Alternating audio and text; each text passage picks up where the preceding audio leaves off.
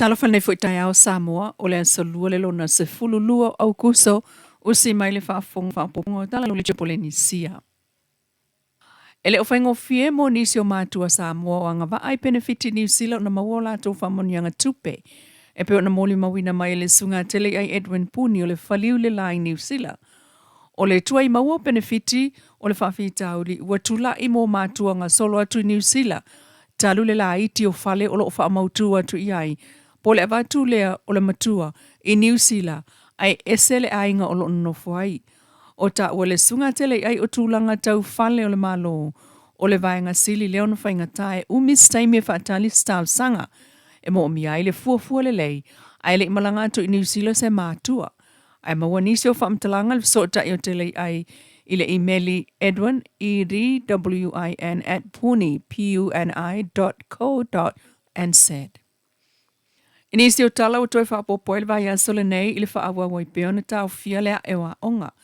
O le vanstal wai lea na au fia i Makolisima University il tau fia wa onga tulanga lua. Peitai, o toi whaawa wai vai asole nei taru le pisu le fiva pona iwi lu tātua tunu. Po le tenki fiva. Ua moli mawina le toi mali wai fo o leisi alo e fitu tau sanga mai savai. Masi iti ai le whaitau i le ono alo ua mali liu i le whaama i fiva o le pona iwi po le tenki fiva. E ese mai le whaitau se lau o whanau o a fia i siama o tonga fiti ma toe manuia te a itua. O a ungai au fia i le fiva wha au au. Ma whautua ina pēr mātua aua le whaatamala pe a fiva tamaiti ia ave vaveva ai se fō mai. O mole mawina e iei mātua talavou ua mea manu e wha le tonu whanau talu le whaatamala. O vale pupu i whi au ma le whainga telefoni ai o whainga pāti. Ai whaatua na i whanau laiti. Whaapea e na o le vela lava matoe tea. E iei fo i whanau laiti e fiva lava ai whewhewaa ia a waeo o la fo i le tina ele o alu iei sana whaataua i le vela o le tamaititi. Ma o ane ai ina tinga ina le tamaititi. Ta atia ma whaasolo ina le ai. Ai whaato apisi e ave i le whalemai. Ai ua tinga ina matuai. O le la sanga le nā lea o lo whaitio i nai tina i le whaatamala. E wa aia lātou whanau ma avatu ai tamaititi il whalemai ua tinga ina. O le vaila wesi lava ua fisosoani tele i whanau o lo la watu i le whalemai o tamaiti mo to'otua. Ai maise o whanau ua le fia ai. Onga ua le manongi se mea ai ma whaainu le vaila wesi. E mātua i le whalemai ma toe vave ai o na pu ele fia ai. E manatu le tasi o tina matua o tātou tau fia lona suafa. E tatau lava o na mōlia tina wā whaina soifu o lātou whanau. A wā le whaatamala o mātua ai maise lava i le tina. E a fuai o na whaatupula ia le fivol tamaititi. Ma o ai ina onga mamaliu. E le o whaia le tiute o le tina. Ai ua mua o na pupu i lana telefoni ma le whaapaanga ai whaatuatua na i lona tiute o le vaai o lana whanau. O le whautua ngā fōmai mō mātua. A vela lo le tamaititi a veva ai se fōmai. O le umane o aso malolo le aso whaapitoa mōtama. Le o moli mawina mai ai le o atu i le ono whanau wa Samoa.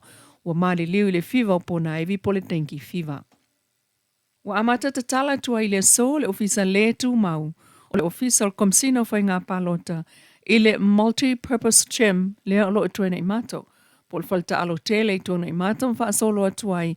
Isi pol kalame o lava il teimi o le palota. Ma le vai aso atua e whaatino ai le whaita wina alo i o le taunu unga o le palota tele.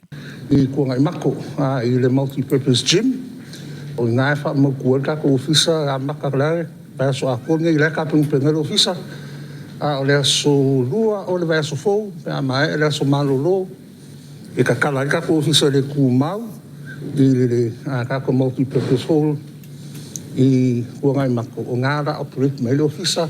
So yo ai le aso i mai e kako whaikau ngā aloa ia. O le aso lima o se tema. E mai i kako whaikau ngā aloa ia. Ai a maka le whaikau ngā aloa ia i laso mua se tema. Kasi vai aso a koe whakingo i whaikau ngā aloa ia o kako paloka. Ai whakingo ai e le kum ke le pe o le aso e whakingo i kako paloka a kele al kako kungu laso lufu iwa. Ia laso ngā kum. Ia o le avanua le lea. Ia ua ngā kolofisa mo lako i ngai whakingo i lako paloka mua. O le sulima i le afiafia la koe whaasalonga lo hisa o sui ka wā uma o i kumalo kai kasi. le so sulfa o luma mai I le se fulua le uli e whaangaka ai le koe whau tu o suikava o mera le suikava o ke sulua I la sulfa koe whau I kuolong swa whau lema whai ua whapengang whakingo I e halua lunga kako whainga paloka ia kasinga me whai roa koe I mamalo suikava I la kou fufua koe whau tua o le sulua I le uli o le asa sulfa e kaunga whau I tua le stofi la e aswhalei le loa tu ina mai ia whai unga le whamsinonga le sulima o kuso a le afiafia o kui ngā koe rofa sala ngā ro ia a le ofisa ku whai maro tula I sukawa o I tu maro te tasi. Le fionga komsina o whainga pālota tu ia whelolo John Stanley. Tala nā, o le nei tai au mai lau li Tiopolinisia.